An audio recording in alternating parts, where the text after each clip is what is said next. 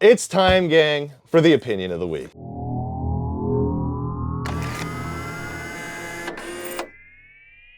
Yes. And I got an opinion that I don't think is all that spicy. It's a very silver lining of a very bad thing. Yeah. But I think that all of the layoffs in the gaming industry are leading to a new era of gaming where people are focusing on making smaller scoped games that are more focused on fun. And I think that maybe it's an industry plant that coined the term friend slop, because you look at all of these four-player, $10 to $20 games that are fun as heck. Mecha Chameleon is blowing up. Yeah. RV There Yet was huge. We loved playing Phasmophobia, and we come back to it all the time. Right. Is this slop, or is this smaller companies that are starting up with limited funds, reducing the scope of their games, and focusing on fun and gameplay? Like AAA games, which are like, every frame's art. Press F to pay respect. I was literally thinking about press F to pay respect. Press A to go between like this like rock ledge to hide a loading Barely screen. involve yourself in what's going on in this game. Yeah, we're gonna tell an epic story. Film a movie. Yeah, this isn't a game. This is key mash slop. Yeah, or you like the quick time events, go away. Right? Like I don't even care. But with these new games, and I watch Tim Kaine on Games. He's the guy who's the creator of Fallout. He made a YouTube channel where he just talks at the camera and tells these amazing stories about being in the industry for 40 years. Yeah. And he always talks about controlling scope being one of the most important things that has gotten away from companies. You just keep adding all of this stuff into your games. You're like, quadruple A gaming. People just wanted to play on pirate ships. Well, and if you think back to like the golden era of like cool studios, you got like Maxis for one, which created banger after banger. They all had kind of the same personality and vibe. You know, like how many Maxis games you open where the loading screen has all these just like nonsense phrases like reticulating splines and, you know, just for loading the game, right? And they all had that vibe. And then I look at Sims 4, which my wife plays religiously. She should play Sims 4. Very clearly an EA game. Well, it's, you know what I mean? It is a mobile game that got adapted into a full game. Sims 4 doesn't have that same personality that the original Sims had, that SimCity's games had. Like, it doesn't have that same cheekiness that used to exist with Maxis. And that was a Maxis trait. And when they got absorbed into a big company, a lot of the titles they had ended up losing that joie de vivre, some people might say.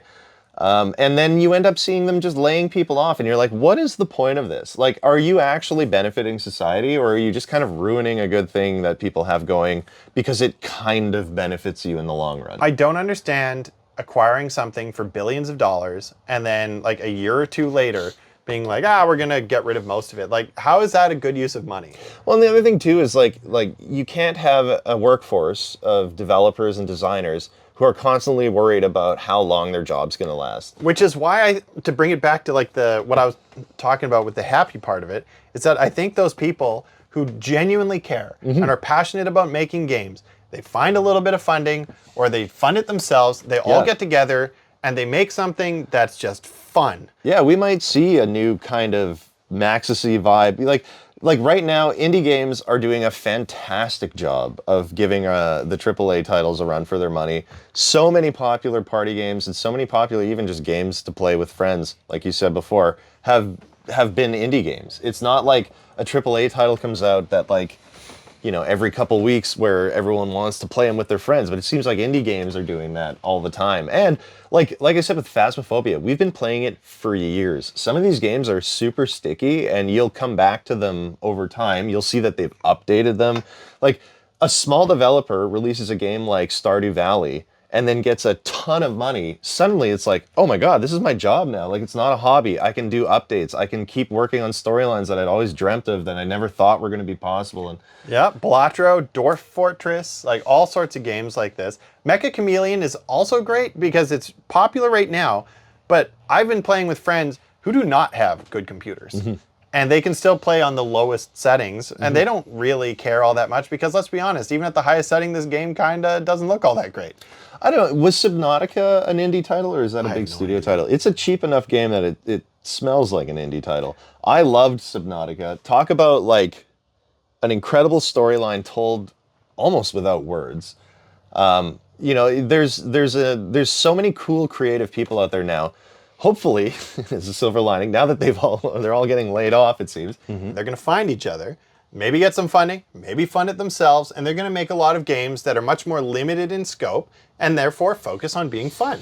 And in an era where modern hardware is actually very expensive, it'll be nice to see games like Mecha Chameleon that are lower spec, but are more focused on the experience and about getting out to as many people as possible, like 10 to 20 bucks, you know? Yeah, it's not AAA, you know, but like, who cares? If I can get all of my friends together and they don't have to have thousands of dollars of hardware and we can have a good time, even for just one evening, the $10 ticket entry price is perfect.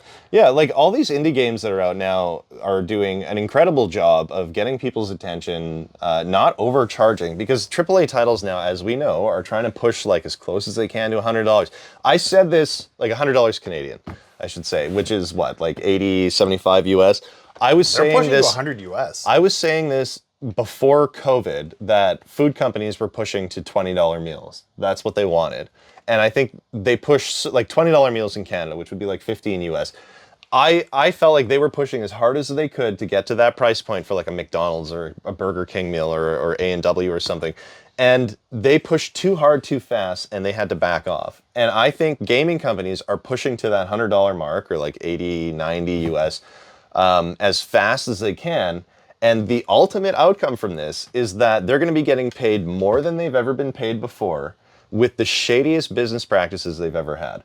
So people are going to not want to give them $100, knowing that they're just going to axe somebody's meal ticket. And the also, second that you do. Yeah, and I would much rather convince my friends to spend $10 or $20 than try to convince them to spend $80. We had a friend who tried to convince us to buy, what was the new Battlefield? Was it Battlefield 6? Oh, yeah. Yeah, and of course, he played it for a month, right? Yeah. But I convinced all of my friends to buy RV There Yet. Yeah, that was a blast. Yeah. And we played that for maybe a month or two, but I only had to convince them to come out and spend the night once, like 2 or 3 hours on the game, and if you never open it again, it's fine. I would love to see more of this. That's cheaper than like a night out with friends. You know what I mean? Like, I would love to see more games like that. I know you're not a big Phasmophobia guy, but like, I played it with a bunch of my friends when it first came out, and then after like major updates, and now it's been updated again to the point where it's almost like a brand new game with the same mechanics, but like clearly people are pouring their love and like care into this. You're seeing passion projects become actual titles. Look at Stardew Valley. That was like what, $10 or $11 when it came out? Balatro, I think I bought for $3 for everybody in my family. Is so much fun. Balatro is endless fun. And these games are going to revolutionize the industry because the people who are getting fired have so much talent and experience that they could be like, well, I'll fart out the one little project I'd always wanted to do, and maybe it'll hit huge. Look at Minecraft, for God's sake. Yeah, that was in beta for what, like a decade? Well, yeah, and it sold for billions. I hope, bringing it back to our initial point and the positive side of things, I really hope we see more cool companies like Maxis and Rockstar and any other hardworking developers, designers who have decent business morals, who get together and start something and create something really cool. You know, you never know if it'll hit it huge, but I'm hoping that is the silver lining that we see from all this, because it otherwise is fairly bleak. I want to see for gamers by gamers, right? Yeah. I don't want to see people writing for video game that hate video games. Yeah, the FUBU of gaming. Yes, and these are the people who I think are going to end up being the next big studios, and then those studios are going to get very slow and ponderous and risk averse, and then they'll fail, and then the next group of studios, EA used to be really cool. Remember when they made Mirror's Edge and they were doing a bunch of like really interesting out there stuff? We're like, wow, EA really does stuff different. Right now, EA is the face of evil. It's all cyclical. Yeah, what is it again? You either become a hero or live long enough to... Oh yeah, you either die a hero or live long enough to see yourself become the villain. Yeah, that's right, yeah.